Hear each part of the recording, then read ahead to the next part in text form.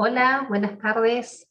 Esta es la primera clase de legislación universitaria. Les doy la bienvenida. Mi nombre es Mónica Torres y junto con el profesor Luis Sala vamos a estar a cargo de esta materia. Eh, Espero que les satisfaga la forma en la que vamos a dar la materia, que básicamente está orientada a la práctica.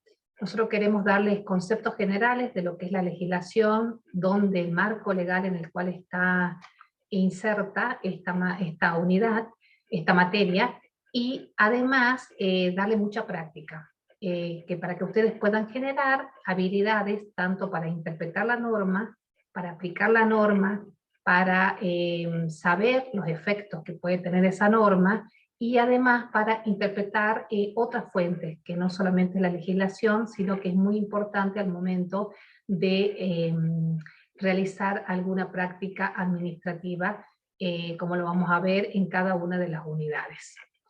¿A qué hago referencia? A la doctrina, a la jurisprudencia, que sin ellas no podríamos terminar de dar el sentido a la normativa. Pero para comenzar y dar unas nociones generales de esta primera unidad, es importante irnos más al bosque donde está inmersa la legislación universitaria. Esta unidad, la primera unidad, se denomina derecho administrativo, y los contenidos tienden a explicarnos cuáles son las fuentes del derecho administrativo, cuál es la relación con la Constitución argentina y con los tratados internacionales. De ahí el nombre de constitucionalización del derecho administrativo, externalización del derecho administrativo. Pero antes de hablar del derecho administrativo en sí, vamos a ver que la legislación universitaria está en un campo grande que se denomina, en un amplio marco legal que se denomina derecho. Todos debemos tener alguna idea de lo que es el derecho. El derecho como regulador de conductas sociales que tienen como objeto regir la convivencia o evitar conflictos. La definición o la connotación conceptual de lo que es el derecho no va a ser ahora, momento ahora de brindar, sino cuando ustedes lean la bibliografía que tienen sugerida en cada unidad, o en esta primera unidad, van a ver lo que se define como derecho. ¿Y por qué les digo esto? Porque hay autores que entienden que el derecho es un conjunto de normas, y hay otros autores que dicen, no, el derecho es conducta en una interrelación intersubjetiva, es decir, una conducta en relación a otra conducta. Mi conducta en relación a la de otro habitante de la sociedad en la cual vivo. Entonces, lo importante es saber que el derecho regula conductas, que el derecho tiende a regular la convivencia, que está para evitar o para solucionar los conflictos, y que sobre todo en lo que distingue al derecho de otras, como la moral, o de otras, como las normas, de otros tipos de normas, como las sociales o las morales, es que tiene la posibilidad de hacerse efectivo a través de mecanismos que imponen a una conducta coercible. Digamos que el derecho impone, regula una conducta en forma coercible, es decir, con la posibilidad de poder obligar a su cumplimiento. Ahora, dentro de ese derecho tenemos dos ramas, ¿sí? El derecho es como ciencia, ¿no? Lo estoy definiendo como la ciencia. Si ustedes ustedes en la terminología diaria van a ver que derecho muchas veces se entiende como conjunto de normas, o derecho se entiende como un derecho que yo tengo a que otra persona respete mi propiedad, por ejemplo, o como cuando yo dije voy a estudiar derecho, como si fuese la materia, una carrera. Entonces tenemos que ver que acá nosotros estamos analizando el derecho como ciencia, ¿sí? Como ciencia que estudia, o que tiene como una rama o una parte de la ciencia que estudia el derecho como ramo, como objeto de conocimiento. Perdón, no me salía bien lo que les quería decir. Dentro de este derecho amplio, regulador, hay varias formas de clasificarlo. Clasificar significa distinguir en clases, y hay unas ramas que son del derecho privado, que básicamente, simplemente podemos decir que regulan las relaciones entre los particulares entre sí, Y por otro lado tenemos la rama del derecho público que regula las relaciones entre los particulares y el Estado. Ya nos vamos orientando que lo que vamos a estudiar en esta materia tiene más relación con el derecho público que con el derecho privado. O sea que está inmerso en el derecho administrativo, ¿sí? Porque va a una rama, perdón, al derecho público, ya se los dije de antemano, al derecho administrativo. Con la misma unidad, si ustedes leen el contenido de la primera unidad, habla del derecho administrativo. Ahora, cuando pensamos en el derecho, antes que pasemos al derecho administrativo en general, hay mucha, no solamente ciencia que estudia el derecho en un lugar, en un tiempo determinado, sino también está la filosofía del derecho, que es la que va a dar otras herramientas para interpretar un derecho que ya no es concreto, determinado, que corresponde a un tiempo determinado en la historia, sino un derecho que sería como más inmutable. La filosofía trata de dar algunas respuestas más generales que la de un tiempo particular. Entonces, muchas veces, ¿qué les quiero decir con esto? Que el derecho a veces puede regular relaciones entre los individuos de una sociedad, pero muchas veces no alcanza para resolver los conflictos. Hay casos en los cuales la persona o la que está encargada de resolver ese conflicto, que es el juez, no encuentra las herramientas en el derecho positivo, concreto, que está vigente. Y a veces necesita echar mano de otras herramientas que algunos que se llaman ius naturalistas entienden que están como más allá de lo que es el derecho positivo.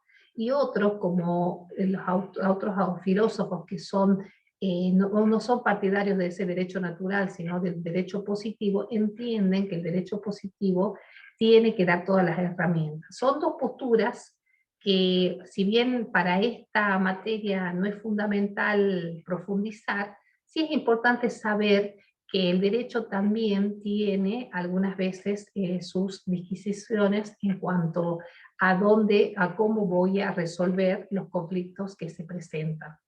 ¿Por qué les digo esto? Porque es importante saber que hay distintas posturas filosóficas para poder resolver o considerar el derecho.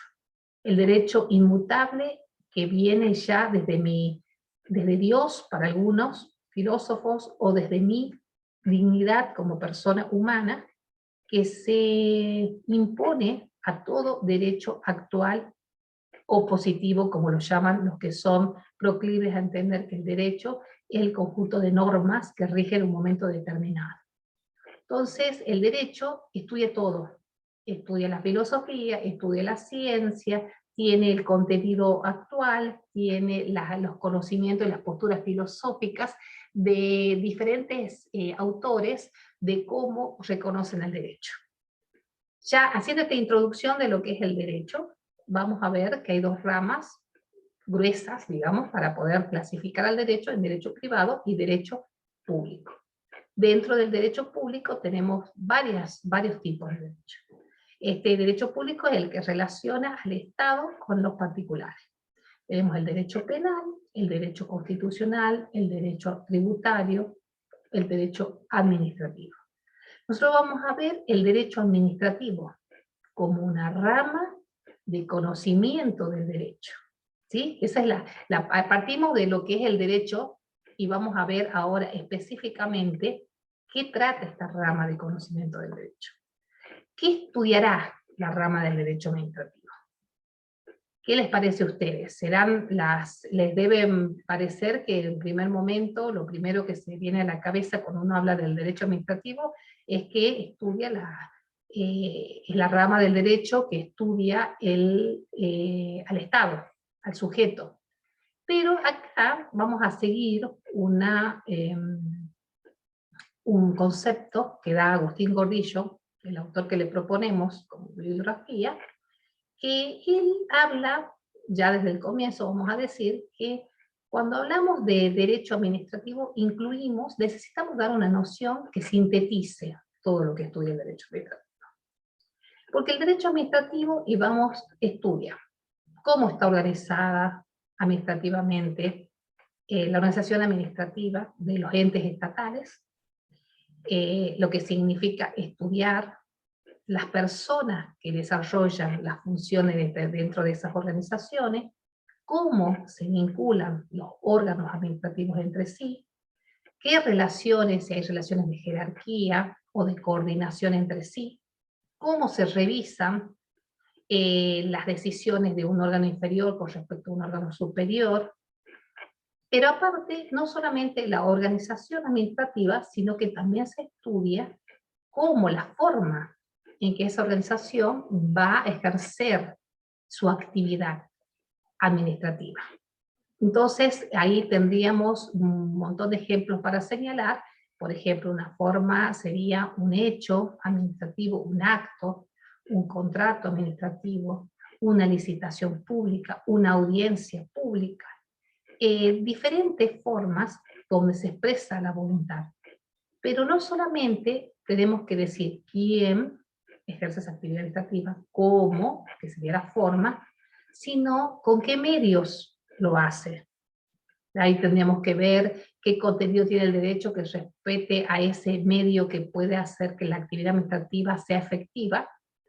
Y además tenemos otros, por ejemplo, dominio público, ahí con los medios, servicios públicos, crédito público, o sea, todo lo que significa recurso.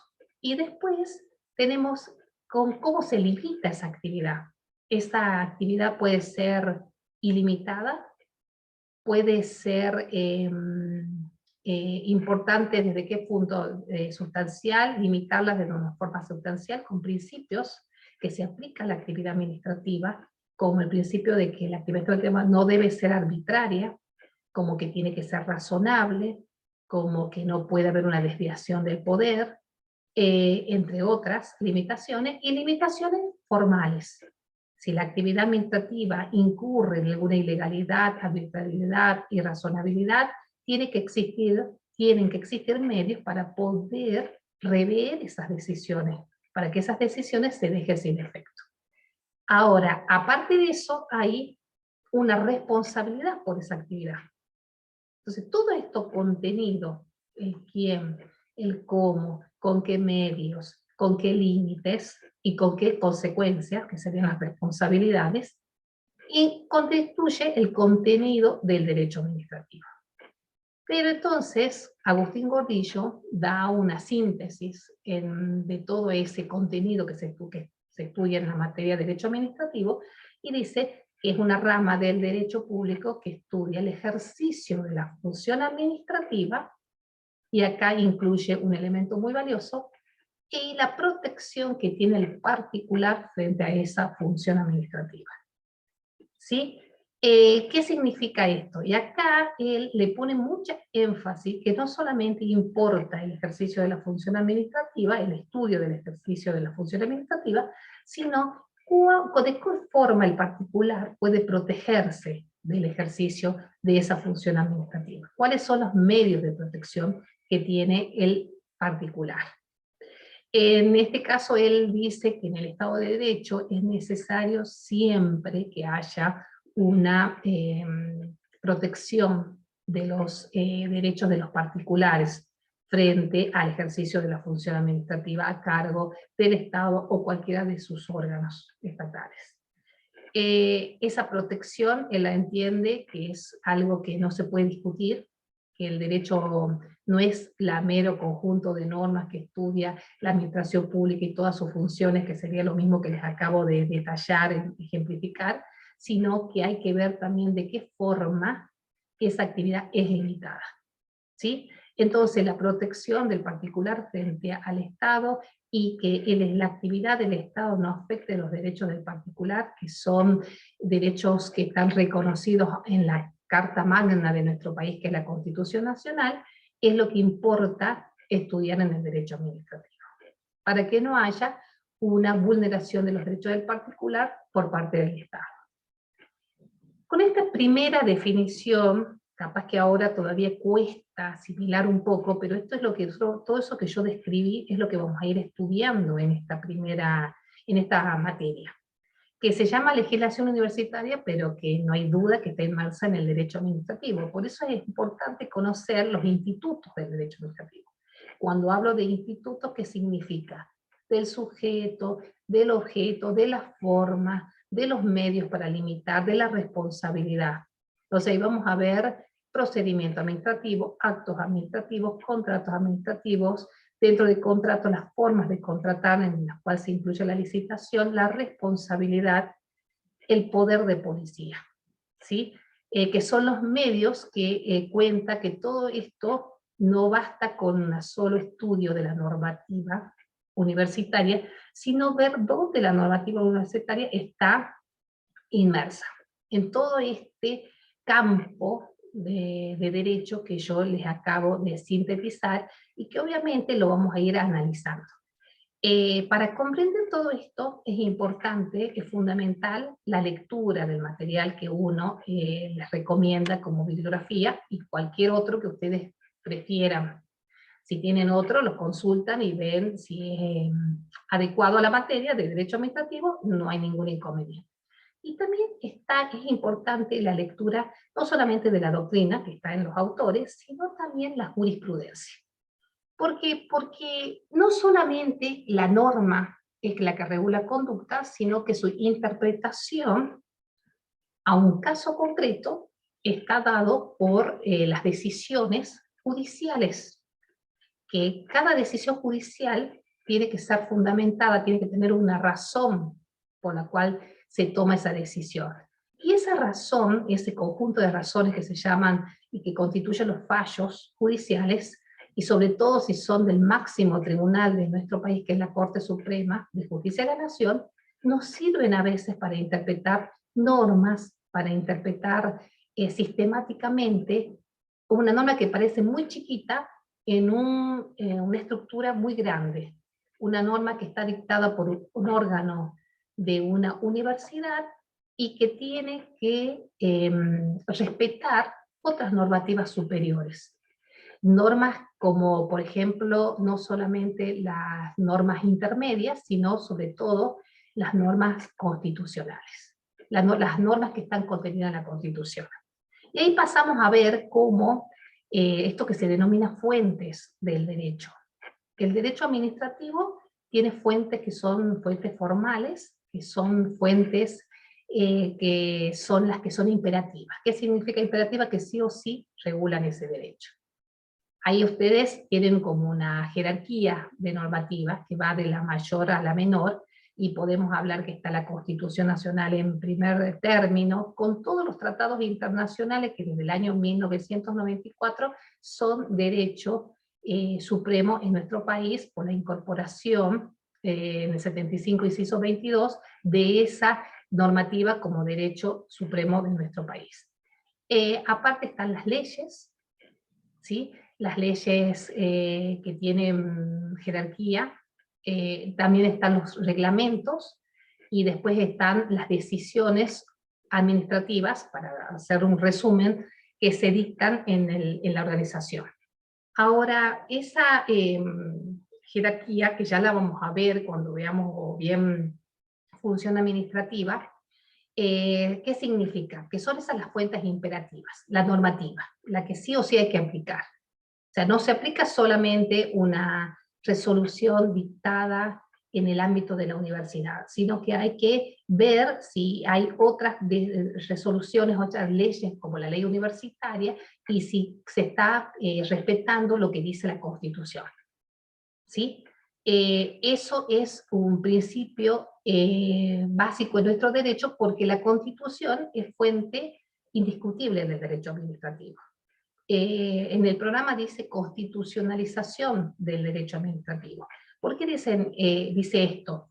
Eso está orientado porque en alguna etapa, hace mucho tiempo, se entendía que el derecho administrativo era un derecho eminentemente local. Sigue siendo local porque las normativas del derecho administrativo las dicta cada provincia.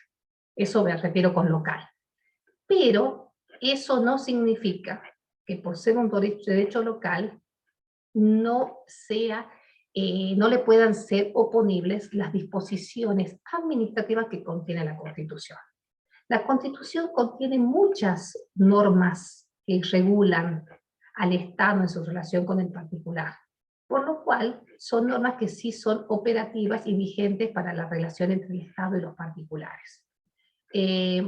Regula el amparo como una garantía para hacer viables los derechos de los particulares, en el artículo 43, la forma republicana de gobierno exige que toda la actuación de cualquier órgano administrativo sea sujeto a un control, que sea legal, que sea transparente, que sea pública, ¿sí? Principios que, como ustedes ven, se aplican a todas las decisiones administrativas, por más pequeñas que sean. Porque si no se aplicarían esas normativas, tendrían la consecuencia de poder ser cuestionados e impugnadas, y hasta ser dejadas sin efecto por haber afectado esa norma mayor.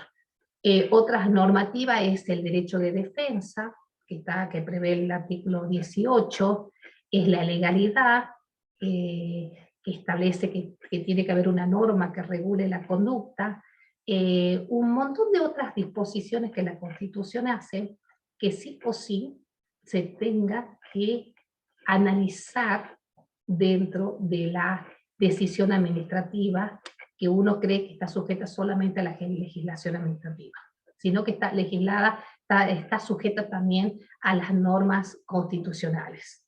En este momento hay un montón que ustedes, como una actividad práctica, van a tener que ver en la Constitución Nacional qué normas les parece a ustedes que tengan vigencia inmediata cuando uno dicta una decisión administrativa o cuando uno está viendo un procedimiento administrativo. Una norma que ustedes señalen. Yo les di 3, pero hay varias que hacen al sujeto que ejerce la actividad administrativa, por ejemplo, a la forma en que lo tiene que ejercer a través de un acto administrativo, la forma, el contrato, etcétera, qué límites se le puede establecer a la actividad administrativa que esté en la Constitución. Al respecto pueden buscar ejemplos, ¿sí? Y señalarlos como una primera actividad. Otras fuentes son las fuentes materiales. Las fuentes materiales ya hemos dicho que no son imperativas, pero sí son importantes porque nos dan principios para poder interpretar esas normas, la doctrina y la jurisprudencia. Si nosotros leemos la norma y no tenemos a alguien que nos diga qué se quiso decir con esa decisión en la Constitución, por ejemplo, de una determinada ley, no podemos saber, y capaz que haya autores que se han dedicado a estudiar toda la evolución histórica que tiene esa norma dentro de la Constitución. La Constitución ha ido variando su contenido con 2 reformas que han incorporado más derechos para los particulares. Y eso es importante tenerlo presente, porque en una primera Constitución liberal, por ejemplo, el particular que era afectado en lo inmediato en su derecho es el que podía reclamar contra el Estado. Hoy sabemos, porque hay de público conocimiento, que muchos derechos se consideran colectivos, y esos derechos colectivos no necesitan ser exigidos por toda la comunidad, sino por una sola persona que diga que viene a reclamar por ese derecho colectivo.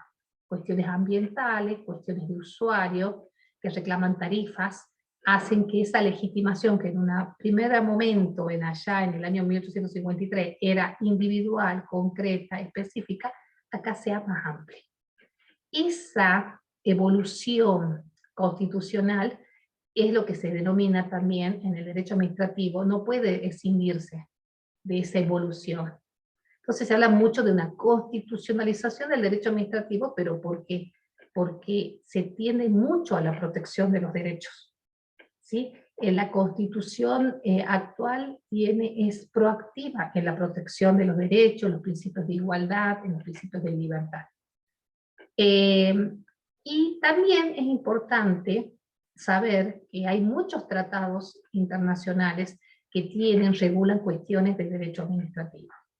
Si no solamente cuando se habla de la internacionalización del derecho administrativo se refiere al ámbito administrativo de los órganos internacionales, sino que también se refiere a que hay muchos derechos que están reconocidos los particulares en los tratados y que no pueden ser desconocidos, porque son tratados donde son derechos supremos en nuestro país desde el año 94.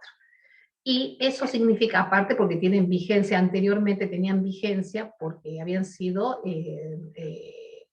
firmados por la República Argentina.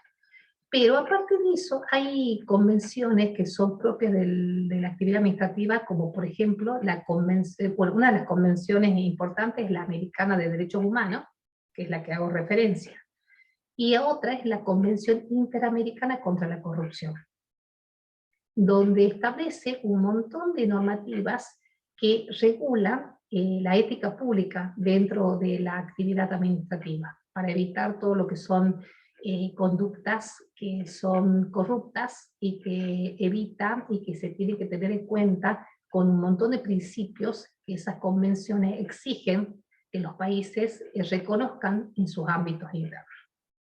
Como verán, es amplio el derecho administrativo, fascinante a mi criterio, porque realmente a mí, si hay una cosa son dos los derechos que a mí me gustan, que es el derecho administrativo y el derecho procesal.